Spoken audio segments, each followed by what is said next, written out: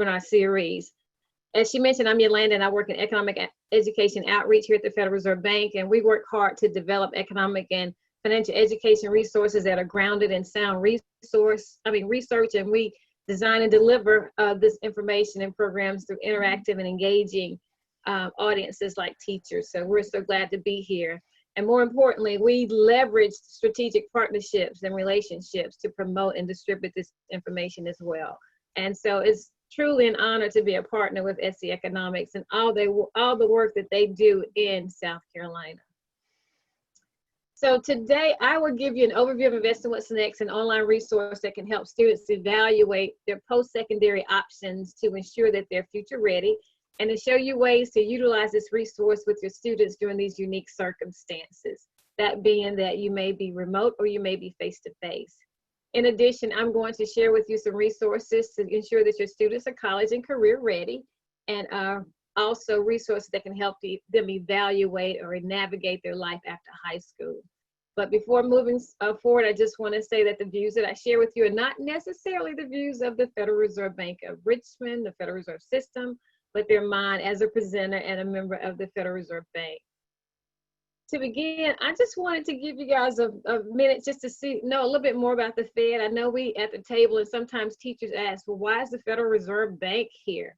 So just to tell you a little bit about our structure, we are a decentralized central bank. Decentralized component is the 12 banks that you see on this map here across the United States. They're independent corporations, but not a federal agency like some people seem to think, but they operate the day-to-day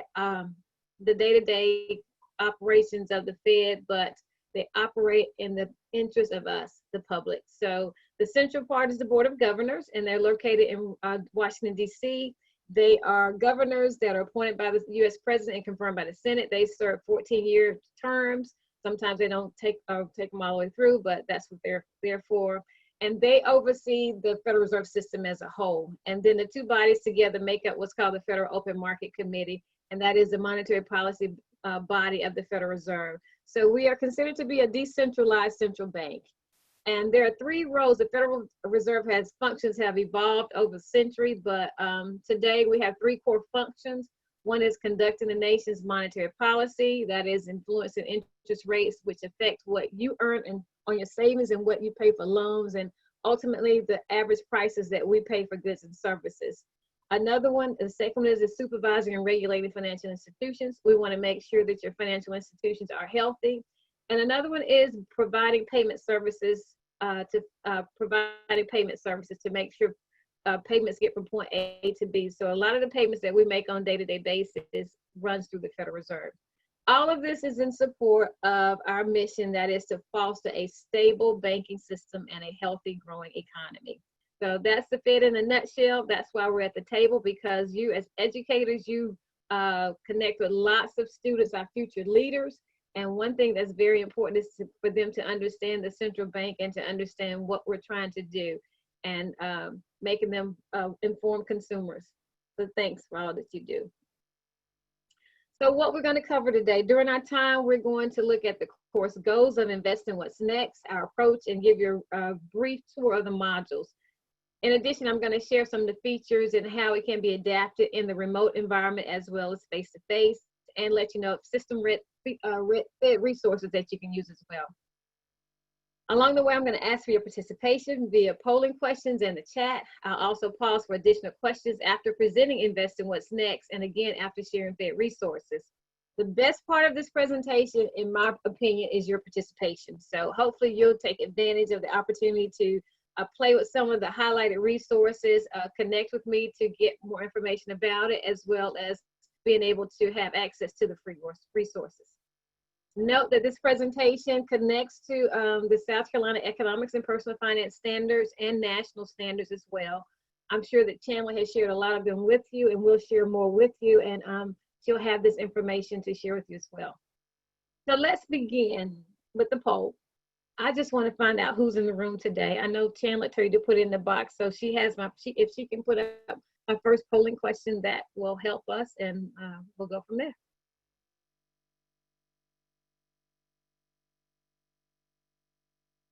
You're on mute, Chandler.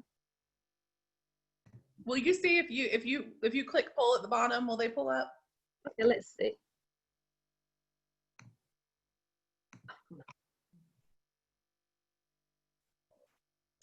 Let me do like this. I wonder if I have to get out and.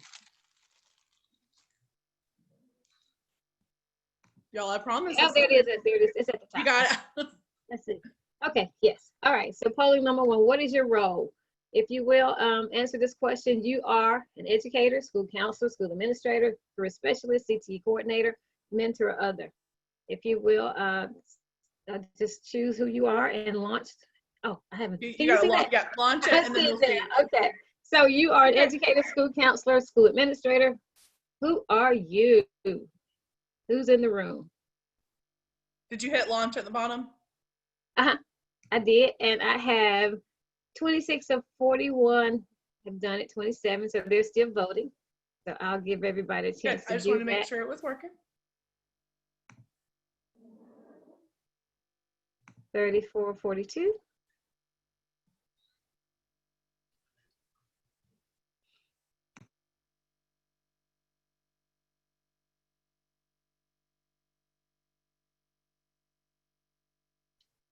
All right. So we got 34 that have responded. So with that, since we're at 50 seconds, I am going to end the poll and let you see who's in the room. So it looks like we have 89% are educators. Wonderful. And we got 4 others. I know 2 of those 4 others are Abigail and Lucas. I know they're on it also.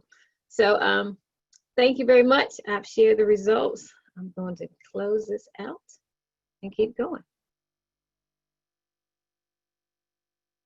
All right. So thank you.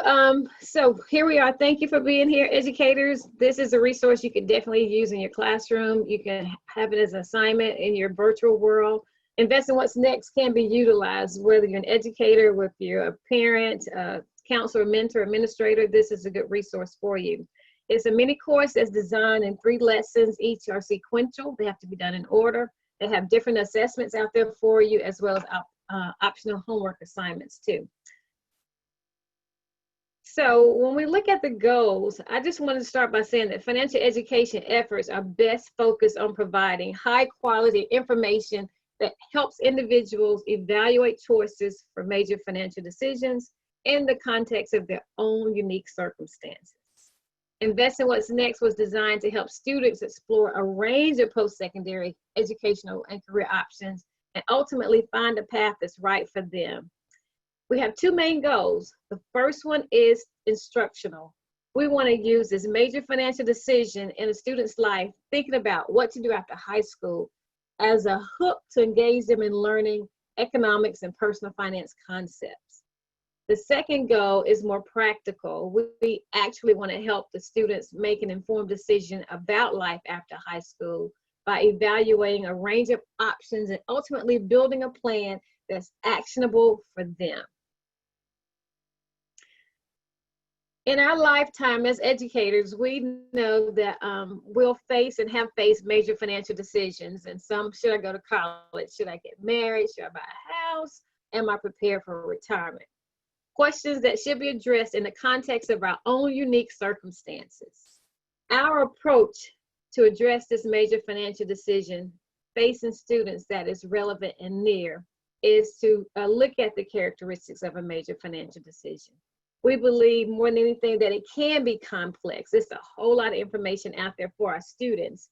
And so we approach the complexity of a major financial decision by breaking this big decision down into more manageable, smaller decisions. So we provide our students with guiding questions and help them along the way, connecting them to relevant information that can aid them in the decision-making process.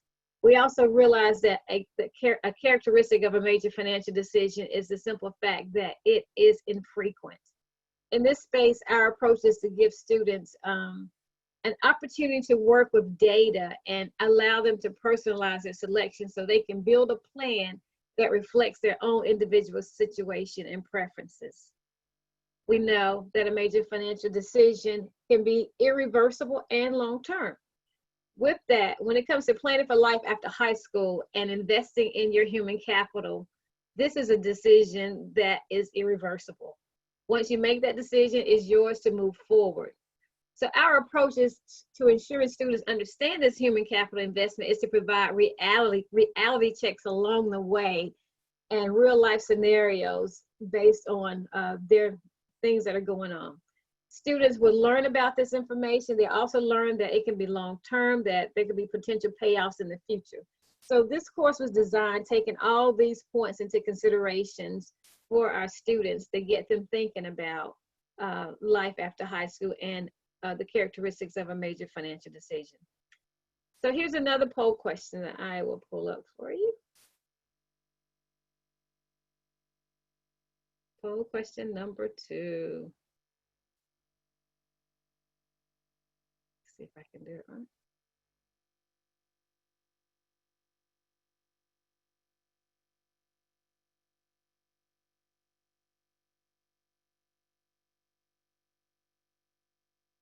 Not that one. Where's my next question? We've done that one. We X out of it.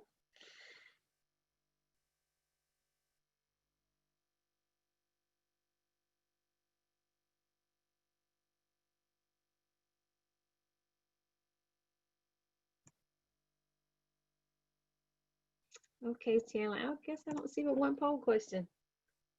I'm sure it's operator error, like on my portion, but I can still ask the question and you can type it in the chat. How's that?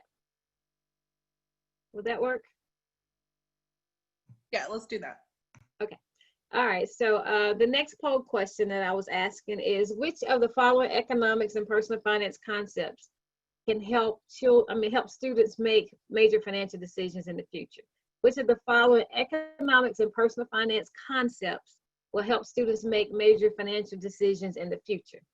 Here they are. You can just listen to this. Opportunity cost, decision making, income, spending and saving, budgeting, credit, loans, interest, taxes. Which of the following economics and personal finance concepts? And it says click all that apply. Click all. You can just type all of them. You can say all of them if that's what you think as well. But yeah.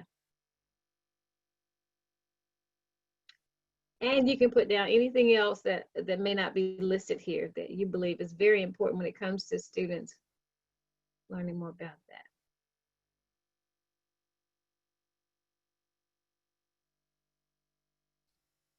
So glancing at the chat, I see that a lot of people put all of the above, spending and saving, understanding terminology, types of loans. Did you say that one? I didn't, but that's a good one as well. Sounds like all credit and loans, costs and income, budgeting. All right. So thank you for participating in that chat as well.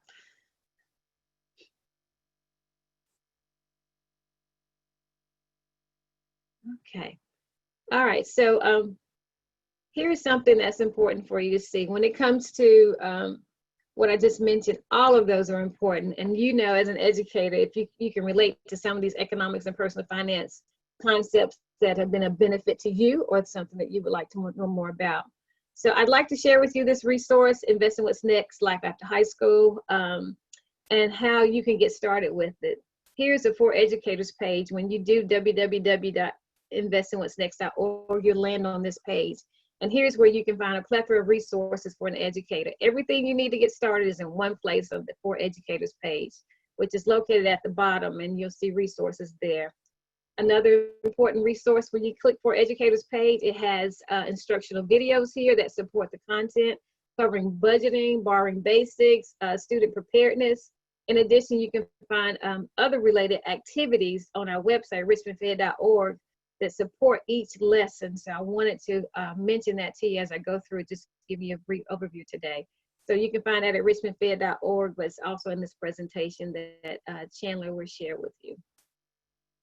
Some of the key features of this course is the student dashboard, Once your students create an account, the first place they'll land is the dashboard. They'll enter this, and this is a place where they can store all of their information. It helps them keep up with their progress, refer back to it as to how well they did on quizzes and the lessons, and storing useful web links, and to be able to access all the research that they've done. This is something they could start as early as 9th grade and continue to work through it through 12th as they decide to make other decisions as well. Since students drive their own progress in the course, I just want you to know that teachers are allowed to tailor their own level of involvement. So that makes it exceptionally useful, not just in class, but also during this period of remote learning. It's a great opportunity for having different assignments as well. So we'll look at that a little later. So now here's an overview of lesson 1. One thing about it, this lesson helps students get exposed to different opportunities that's out there for them. It asks leading questions like, what is my interest? What lifestyle do I want to live? How much income will I need? And what do I stand to gain? And what path is right for me? All of these sections, 5 sections, are with guiding questions, and we begin by asking them about their interests. Here, students are able to explore a lot of different occupational areas and see how those areas may align with things they like to do. And then they dig into some deeper work with different occupational areas and see a sampling of jobs that are out there and the types of day-to-day work and responsibilities with those jobs. Of course, another thing, it may be on the student's mind, but it may not. That is envisioning their life, their lifestyle, the future, how they want to live. They may not have an appreciation for it now, but how much will it cost for me to manage my lifestyle? So it looks at choosing some type of career, looking at the lifestyle I want to live, and that determines a lot of different factors when it comes to type of housing and just healthcare, things they don't even think about. But when they choose a career and they look at the lifestyle they want to live, and then they want to look at the income as well. So students get to think about these things that they don't have to worry about at this time, because a lot of them are at home with their parents. They don't have to worry about these different types of expenses, but it gets them thinking about the future. And it also allows them to look at the connection between jobs, education, and pay. And they get to work with data to reveal to them the more education you have, the greater your salary can be, depending on what you choose to do. But again, each one of these dots in this first one represents different jobs and opportunities for the students. So they get to opportunity to work with this. They get the opportunity to work with consumer expenditure data to choose how much they think they want to make, and the housing and all of that. So students also learn about these relationships between education and money and jobs. And I think one thing that's so important about that is some of the resources that we've created so students can get a picture of that. So this is an opportunity to create real life scenarios about the different paths that are out there. And this was designed to look at certifications, associate and bachelor's degrees.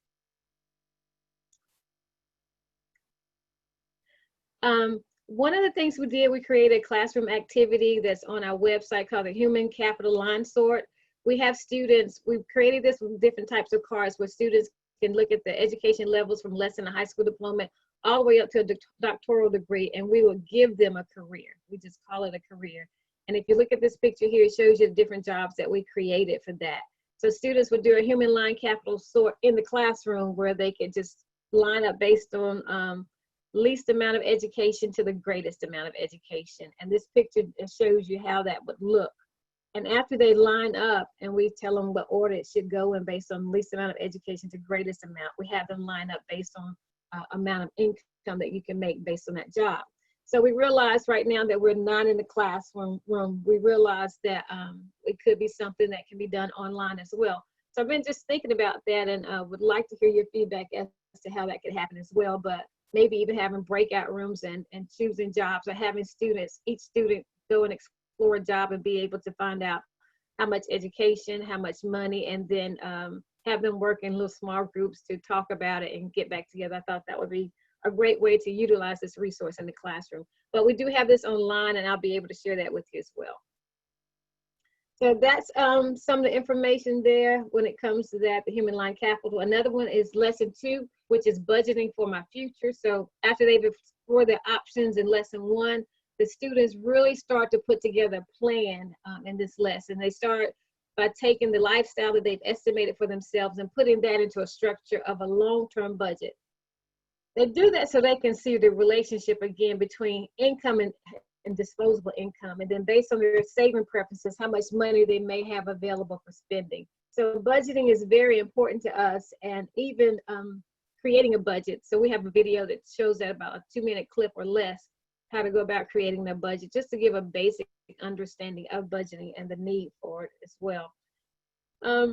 One of the topics that we cover here in this arena is we talk about net price activity. So we have the students again look at these questions, the 5 questions. How do I plan for my future? How can I budget for my education? What are my funding options, taking into consideration that you may have some families that can support you. You may have to take out loans. It takes into consideration all of that. So there's an educational portion on the types of loans that are out there, and how will my student loan affect my future. So it takes into consideration all of those different things that's important for the student to know or become acquainted with in some way. But one of the topics in this course that we have found that is important is understanding what net price is, and net price being the sticker price for a school minus any grants and scholarships that a student would receive. So because net price is what a student would actually pay to attend a school, and because it's unique to the student's individual situation, we really want to help students learn how to calculate and estimate what their potential net price for a school is, just to give them a better understanding. So we have an activity that we created here as well for the students. It's a net price student activity where they look at calculating this information, recognizing that some people may have some awards that other ones don't. Some may have scholarships and some may have grants and some may not. So it looks at pricing based on being in state, out of state, online, just looking at different opportunities to work with this data and understand what net price is. So it's a great opportunity to get them working with data, and it's also something that can be advantageous because sometimes they'll go online and they'll look at a price and they'll understand the other things that are involved. So it looks at room and board and books and supplies and other living expenses that they may not even think about. So this is something they work with, and it also gets them thinking, wow, maybe I can get a grant or scholarship. What can I do now while I'm a sophomore to work towards getting grants and scholarships?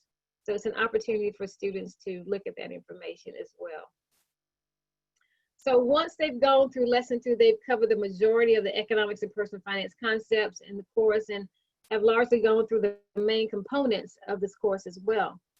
So I have another polling question that I wanted to share with you, and it's about soft skills. It says, what soft skills do you think are most important for college and career readiness? So listen to some of these, and also in the chat if you can write down your own. Oh, you're already doing it. That's great. Interpersonal, punctuality, communication, critical thinking, collaboration, accountability. So what are some of the skills that you think is important for our students? Soft skills do you think are most important for college and career readiness? What soft skills do you think are most important for college and career readiness?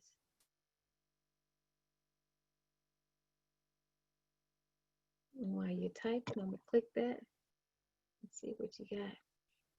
Self-directed communication, problem solving, ability to get along with others,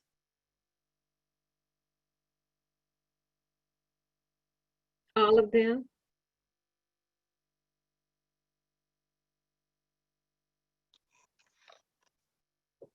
Okay.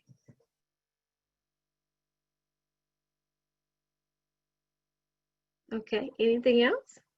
And Sarah, thank you for being in this space to answer questions.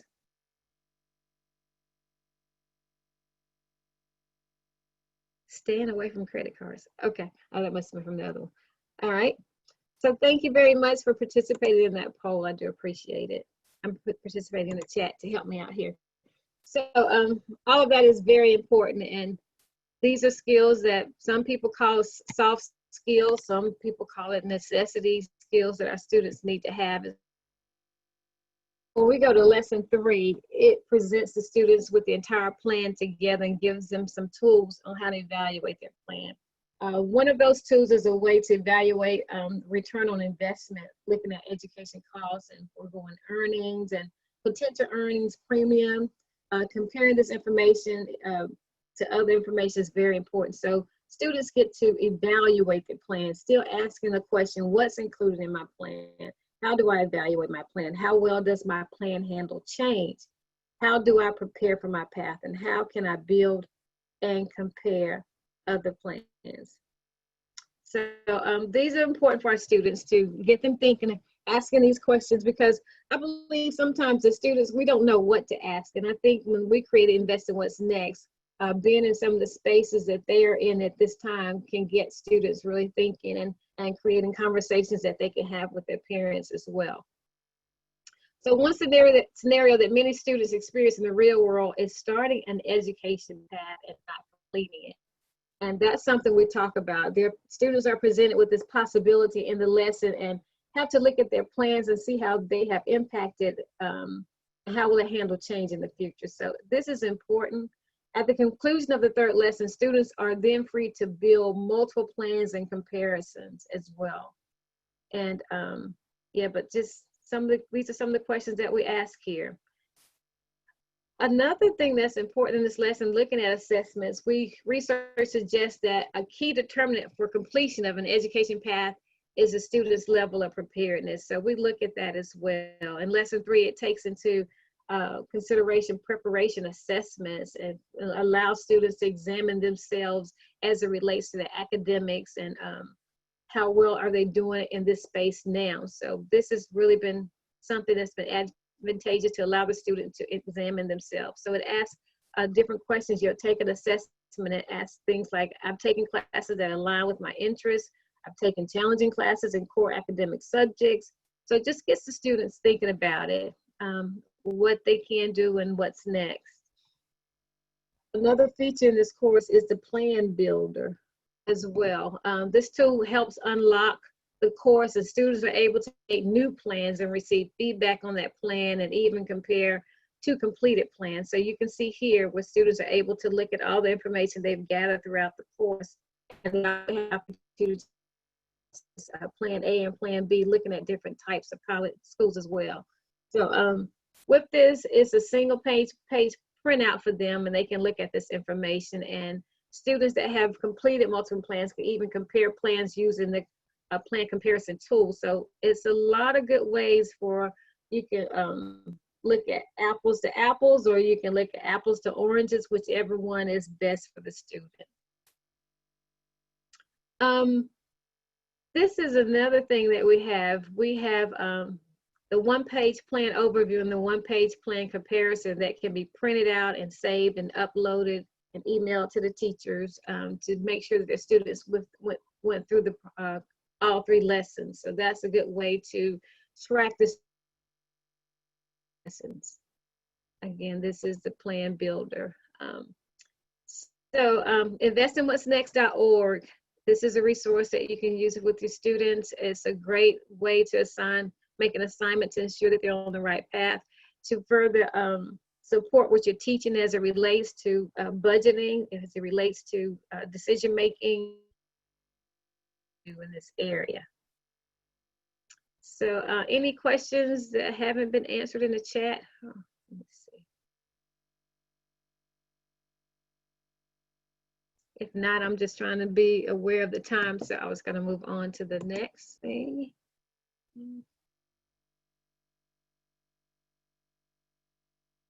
Make sure first. All right.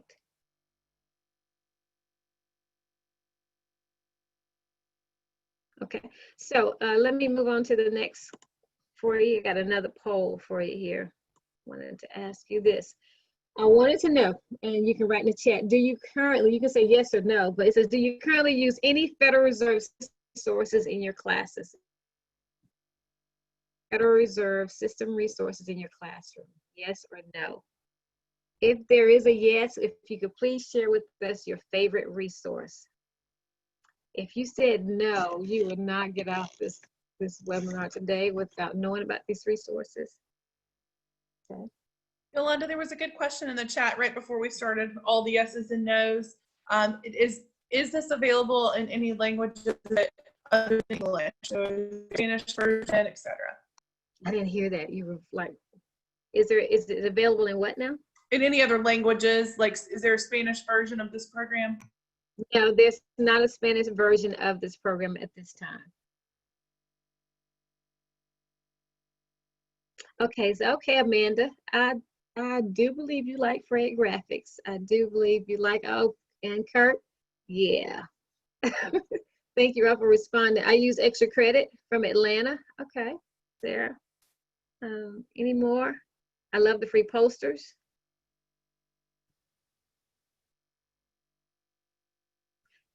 For the question, the one about the Spanish, and maybe I can talk to you a little bit offline and tell you about some other resources that we may have throughout the system that can help and just find out how you would use it in your space, if that's okay.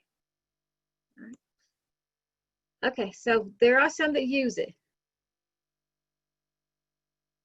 Okay, Amanda. I'm sorry to hear that too. So let's keep going. Let me tell you about some resources with the Fed. I want to talk to you a little bit about what we have to offer here and how you can use it. These two resources here, Federal Reserve Education.org and Econ Low Down.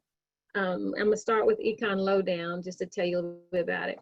This is the instructor management system from the St. Louis Fed. It's a great system for online resources that allows you to assign and track your students' progress as to what they're doing. You can explore some of the resources available without logging in, but in order to engage your students, teachers have to create an account into this system. So this is the front page of it right here. You can look at some of the things that we have, and they do an amazing job at the St. Louis Fed. So this is used throughout the United States and probably even further than that. So let me show you how you can set up your classroom right quick. So on here you see the instructor login and all of that, but you can also set up your own classroom. To set up your classroom, once you register, just log in. You'll see this on screen, and Sarah put this together for me based on a presentation that she did, and this is how it looks. So I just wanted you to see how you could just start things off by first click on the My Classrooms and the button, and you'll see this link come up. All right, and then it takes you to the next slide of interactive syllabus, and there's a gallery of information. They have over 400 resources available for economics and personal finance from K all the way through adults, and it's a great clearinghouse of different resources that are out here. So you go here, you select the resources that you want to add, just checking some of them. And here we selected a video Q&A, an online course, and audio, and a reading Q&A. And now it's time to add them to your classroom. You'll do that here, looking at your selections. And if you're in a rush, you can come back to it. But you don't stop here when you create it. It says finish adding, and what you have to do, it tells you that you're almost there. And once you get there with these resources, you got to press the button to publish. So here it is. You can publish your course for your students. There's an interactive syllabus for them. When your students log into your course, this is what they'll see. The course name and dates at the top with your name and the list of assignments that they may have. And this is a great way to make assignments for your students. All right, for this one, I think you signed all 4 items here. And what you have to do, you can assign it to your students, and you can also track their progress. One good thing about this one is that when you're tracking their progress, you can note that at the top, you can see their progress on each type of resource and produce a progress report to them if desired. But students are listed only with their first names and last initial here, but it shows how many times they viewed it. Just like working a college platform, you can tell how many times they've been into your course and if they've spent the time that's necessary to get information, to take quizzes and all of that. So you can export this information and keep up with it that way. Econ Lowdown also has some great videos out there. This is just a snapshot of what they have for middle and high school audiences. There are 4 The next four are videos, and I just want to show you they have life goals. They have the amazing 2000 pizza. When it comes to life goals, it's dealing with tools for enhancing the stock market game. And it talks about investing forward and all of that. So you can look at that. And when you talk about the amazing $2,000 pizza, we as students or former students may have experienced that in college about getting a credit card and end up costing us $2,000 to pay for that free pizza. So these are just a couple of things that they have out here. They talk about different video assessments on soft skills that's created by Chris Burleson, but Growing Money. All of these are some great opportunities to talk about to your students about soft skills and being academically prepared and professionalism, all of these different things, how to act in the workplace. That can get them thinking about it. But this is just a taste of what they have in Econ Lowdown. They definitely have lots of other resources. So this video, this PowerPoint can walk you through setting up a course in Econ Lowdown, but also just go out there and explore the different types of videos they have for personal finance, economics, or whatever you may be teaching. Entrepreneurship is a lot out there. Another good resource that we have is federalreserveeducation.org. And I want to draw your attention to a couple of things here. When you go to federalreserveeducation.org, this is the landing page that you have. And there's different ways that you can explore out here. You can explore based on typing in a search, and you can also explore based on going to by audience also.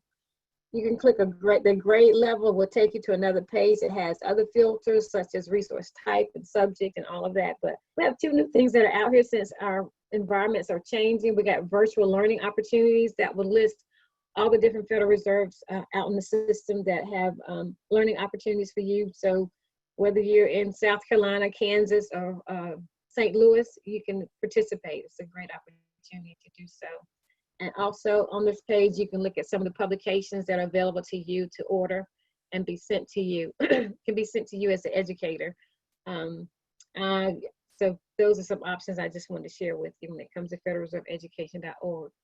In this space, excuse me, you also find featured resources. This one right here is called Navigate. It's not all of us, and I just wanted to share with you, this is a workbook that is teacher-led, instructor-led for grades 7 through 9. It's a workbook where students, it's designed for middle school, but it's still a good workbook that can help students investigate colleges and careers on a basic level, just to get them thinking about some of the things that will come up or may come up that you may want to consider. You can get a classroom set of these and a teacher guide to aid you in this teaching to your students. Now here's one of our resources that we like and that's very popular. I do know that the Department of Education uses this resource for some of their parent-teacher function, and it's called Dollars and Cents Watch Your Expense. And it's a printed budget game that can be used with your students. It walks students through making 7 budget choices based on their lifestyle, similar to Invest What's Next. And also just looking at a job interest and getting, what if you have to take a loan out, talks about these different things to get them to look at how life can be. And it's also opportunities for chance where things can either go right or go wrong based on the flip of a coin. So students are able to work in this space and just to look at life, and how it can be. Another one is Infographics by the Fed, Atlanta Fed. I think someone said they use some of their resources. This is one that covers different types of economics and personal finance concepts.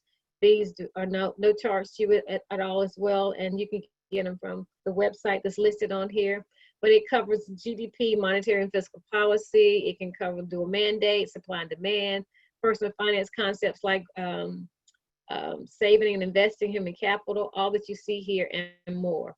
Another thing that I like that they have created is now they have activities to support their some of these infographics, and this is free also from the Atlanta Fed, and that's listed here so you can find out more information about that as well. This is one that I found from the St. Louis Fed as well as Atlanta Fed. This is a featured standard personal finance curriculum. It's a PDF covering all that you see on here, the decision making through protecting and ensuring. It's free, and I thought it would be a great resource for teachers to utilize or to support what you're teaching in the classroom. So I do recommend this resource as well. Any questions about these resources? You can type it in the chat and we'll definitely answer any questions you may have. All the resources are free. It's just about you putting your time in for that. I think a lot of people are getting excited about them, so that's awesome. So I'll make sure you have that information, but I think it's a great resource for you. So here's my final poll. I thought I had one. So I wanted to ask you, when it comes as an educator and professional development topics, what topics would be beneficial for you and your colleagues when you think about it? I put down some, but it's not limited to this. I definitely put down topics on monetary and fiscal policy being one, personal finance being another, hot topics in economics, and other.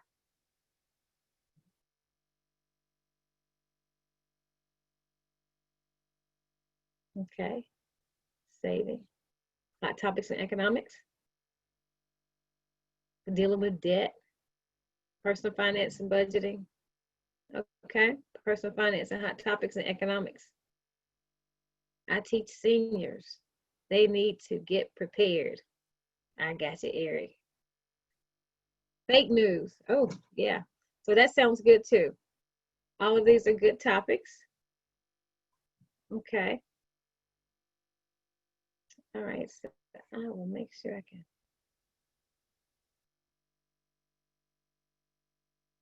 Okay. Oh, they're still going. Investing options. Okay, they're all great topics, and I do agree with you. We can never get enough of learning. And based on where we are today with definitely hot topics in economics, hot topics for teachers as well. So we're just looking at that. And I just wanted to find out, because we're in the process of our fall webinars and events, and I wanted to share with you that we will be building our fall webinars based on some of the feedback that we've been receiving this summer, and we'll be making sure that we have Zoom and WebEx opportunities to share with educators, and definitely partnering with SE Economics on this. Another thing is we are preparing for our 2021 Teacher Collaborative Committee recruitment. We'll be working on that. What happens here is teachers help us learn more about the resources that we create and share with us some needs that they may have that we can definitely build on that as well. So you'll hear more about it. We hope to expand our reach. If it's in the virtual community environment, that would be great. And as you can see, there's Chandler on there, and we're so grateful that she's been a part of our team and helping us out in this space as well. We need more South Carolina teachers, though. Yes, with a bunch of North Carolina. SC needs to represent. Okay, well, we're going to make sure that happens this year. So another thing is to find out more, to contact me. Here's my information here, Yolanda.Ferguson@rich.org. Also, to sign up and receive alerts, there's some, you can text Econ Ed to 33777. In that space, you have the opportunity to receive alerts. You can also sign up for some of the publications that we have, like Econ Focus and some others, and find out hot topics on research that's out there that may be advantageous to you. We welcome you to be a part of that, and just let us know. But again, I wanted you guys to don't stop based on this presentation. Go out and just explore, invest in what's next. Go out and explore FederalReserveEducation.org and also Econ Low Down, and take advantage of those resources. But we would really like to find out how you would use Invest in What's Next in your classroom. We welcome you to give us some feedback as to what we could consider. And definitely go to richmondfed.org and find out more about the resources that are out there to support what you're teaching as it relates to economics and personal finance. Any questions for me? Did I do good on my time, Chandler? You're doing great. There's one question in the chat box from Joyce. It says, does the Richmond Federal Reserve and or Charlotte Branch Bank have a newsletter that we can subscribe to that possibly includes these topics? I think so. Yeah, that includes these topics. Yeah. Is there one? I don't know that there's one directly for educators. There's, you know, there are plenty of, I guess I'm thinking of like the other newsletter that comes out that's more economics based. But it looks like you've got some text alerts set up. Right. And I know page 1 economics from St. Louis Fed had some great topics to cover economics and personal finance. They also focus in on some of the hot topics that are out there as well. We are doing something, we have something called Jargon Alert that we do with Econ Focus with the 5th District. And we cover topics such as, why am I going blank on some of these topics? Fiscal and monetary policy, unemployment, and different topics, those types of topics. And Econ Focus is free to get. You just have to sign up for it. It is a great, if you're looking for articles to use in your classroom, it is a fantastic magazine. I think I nerd out with it. I'm sure Amanda will echo that. So that it is a great resource just to kind of keep us abreast of what's going on with the Federal Reserve. But as far as resources, my advice, and I'll say I was kind of in the same boat. I didn't realize how much the Fed had to offer until I kind of got involved with you guys. But Econ Low Down is like my #1 spot to go first because that's going to have so much. And then Federal Reserve Education.org would be my 2 places. So I'll make sure, guys, when I follow up with this PowerPoint, I'll make sure I include some of those tidbits just from my experience on how to make sure we're using these resources or just getting access to them. And then I'll make sure I send you guys the link on where to get the posters with the Atlanta Fed. But it's one of those things that I had to learn myself, that each Fed kind of specializes in their own little thing. And so you kind of got to figure out what they're doing. But it's great. They're wonderful resources. And the best part, they're all free. Yeah, and you can use this PowerPoint here because I have the links to all of the each one I talked about. Perfect. Infographics and that standard personal finance course, all of those links are there. And I'll also send you the one about the Jargon Alert so you can see the unemployment and some of the other ones that I've taken that we've written from the Econ Focus as well. Fantastic. Well, thank you so much, Yolanda. Any other questions for Yolanda while she's here? You guys can unmute yourself and ask if you'd like. I just wanted to say thanks a lot, Yolanda, on behalf of all of us here at SC Economics. And we certainly look forward to working with you all the time. So thanks again. Yeah. Likewise, and another thing that we've done, Chandler knows this, is that our economists, Laura Ulrich and some of the others have presented to the teachers as well. Yes, they have, and they've done a great job. So we just love being connected with you. It's such a great resource, and a lot of folks just don't know that you're out there, which we're going to try. We're also trying to help. I mean, I think they know it now. I do appreciate that. Thank you so much. So I saw a question in the chat box from Mrs. Gann. It says, what would you say to students about investing in stocks today? Is it time to invest or time to pull out your money and considering what's going on in the world? And Mrs. Gann, I think if we knew the answer to that, we probably wouldn't be here today. I think that, you know, it is how you see yourself on the risk factor, and are you willing to take risks or not? I feel like the stock market is a personal opinion because it's your own personal money. I wish I had a better answer for you. I'm happy to give you my personal take on it, but I can't tell you that that's the best take. It's just kind of what I think. But I love that you're asking your question. I hope that your students are asking those questions. I think that was some of my favorite, you know, discussion with students, is because I can't tell you what the right answer is, but it's so fun. But yeah, I mean, it's just be aware of what's around you, you know, understand what's going on. For those teachers who are interested in getting the $100 for attending 5 sessions with us this summer, I have dropped the evaluation form in the chat. You'll take a few minutes to fill that out for us. That's how we account that you stayed with us live throughout the entire presentation. And we compare that to our records of our attendance today. So we have 47 participants with us today, which is fantastic. So thank you all so much for spending your morning with us. Yeah.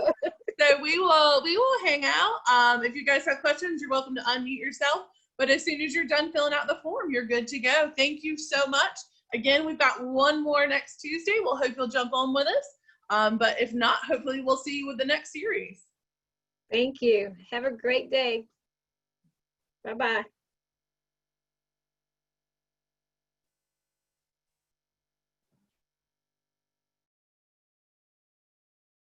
Yeah, Yolanda, you can go ahead and, yeah, perfect. You can turn off your screen share. I'll stick around a little while just in case anyone has questions about today's presentation, previous presentations, etc. I'll be here.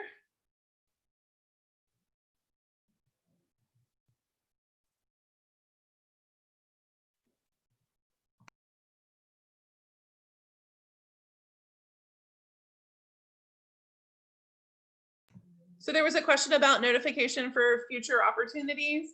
If you sign up for our, when you get the follow-up email today, there'll be an opportunity to sign up for our newsletter. I send those out about once a month, not super often, but that will give you all of the information about upcoming offerings that we will have.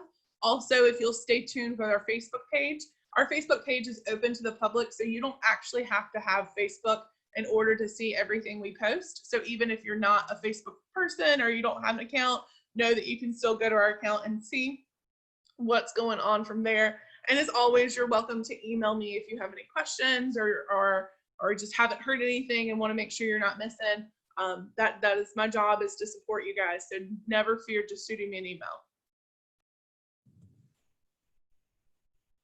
Chandler, I had a couple questions. Hey, Eric. Hey, I was going to do at least one, maybe two of my staff developments with my teachers, and it'll probably be teachers from a couple different schools. Can I use some of this information basically as one of the developments of, you know, in other words, put my own thing together using what we found today and some of the things we already use and kind of put it all together as a presentation? Yeah, absolutely. We would love that. And I'm going to, she's going to send over the PowerPoint, and then Okay. I'm going to send that out to everyone who participated today. So you guys will be getting that probably shortly this afternoon in your email. Okay.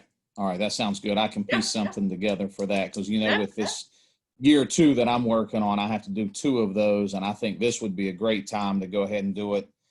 You know, since everybody's schedule's off anyway, go ahead and get that out of the way before school starts and let some teachers go ahead and start planning early. No, that's fantastic. And this is good information. This is also, not a lot of people know that all of these resources are out there. So I think that that's a great one. Yolanda did log off, but I will send, she will be copied in the email I send. Somebody just asked for her email so that they could contact her. I'll make sure that you guys get that information as well. One other question, if you don't mind. Sure, no, that's why I'm here. Can you send me that information on the contest that you guys have as well? Yes, I have that email. I just haven't responded to it. I got it yesterday, and I just, oh, that's fine. That's fine. I didn't log in this morning. I raced in here and got on on this call. So. Yeah, same here. No, I will get back to you today about that. With what we have about that. That's fine. Thank you so much. I appreciate it. No problem.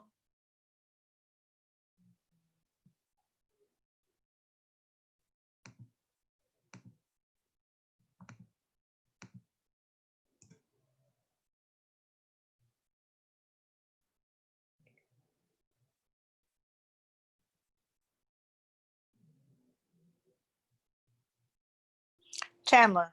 Hey, Joyce. Yes. Yes, I have a quick question. I typed it in the chat box though. What is the Facebook address that you were just talking about? So it is, if you just, you know, I'm a Google fan. If you went to Google and typed in SC Economics Facebook, it's going to be the first one that comes up. It's just our Facebook page. It's our business page, our nonprofit page. That's just kind of a way for you to keep in touch with what's going on. We also have an intern who does our social media stuff, so she's always posting resources that we get sent, etc. It's just, you know, as much as I like have a love-hate relationship with social media, it's one of those things that it's a good collective spot for us to put things. But what I wanted to be clear is that you don't actually have to be a member of Facebook in order to see that. And I want to thank you for that, because yes. I get it. And I so get it. To be able to access it without being on Facebook is excellent. Right. Also, my second question is, you mentioned something about sessions in September. Will those of us who have already taken sessions with you be notified of those sessions? So you will. So we will, again, when I send out my follow-up email, on the bottom, it's going to say, hey, join our newsletter and check out our Facebook page. It's kind of a little tagline I put at the end of all of the follow-up emails. If you jump on our newsletter, you will be the first to get the announcement when we put together all of those. We are still in the process of putting that together. And again, we don't want to start until mid-September because we know you guys have a lot going on, in case you didn't notice. Okay. So we want to make sure that we give you some time to get adjusted to whatever this new normal is going to be. And then we'll offer, a very similar offering where there'll be 10 opportunities. And then if you do 5 or more for the same sort of incentive. Okay. And I want to thank you for all of your hard work and your diligence in securing the speakers and making sure that the sessions flow it takes well a as they've been village. flowing. I've got Amanda fighting here right with me. Our CEO, Jim, is supportive. He's the one who's saying, yeah, give them the money. So we're a small office, but we all work together really well. Okay. I certainly do appreciate it. Thanks to all of you. Thank you you so much. Absolutely. Thank you.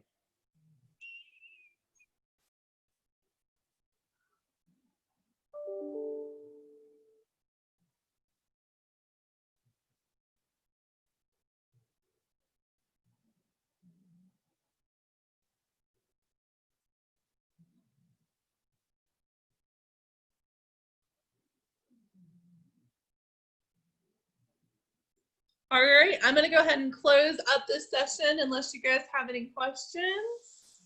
Okay, I do have a few Oh, questions. yeah, you're fine. For this silver level, do I need to do a post assessment of SE Econ PD? Oh, yes, you do. Yes. Separate So from if you're using this, for example, if you're using this to count as your PD session, you'll have to do a pre and post. I know it's silly, but it's just accountability. So yeah, do a pre. If you've already done the pre, perfect. Just do a post. So you'll just do the evaluation with post assessment. And that's, so when we get basically both of those box checked, that means we can trigger a check being released. So. Okay. Other question. I did the pre before you guys updated the forms. Do I need to go back and redo that? Yes, because we won't see the, if you don't mind, because Okay. we went and updated them and sent them back out just to make sure we kind of had them collectively in one spot and it didn't get too crazy. Okay, I completely understand. And 3, for possible presentations, I might need a Zoom tutorial, like on how to present using Zoom. No problem. Yes, no problem. Yes.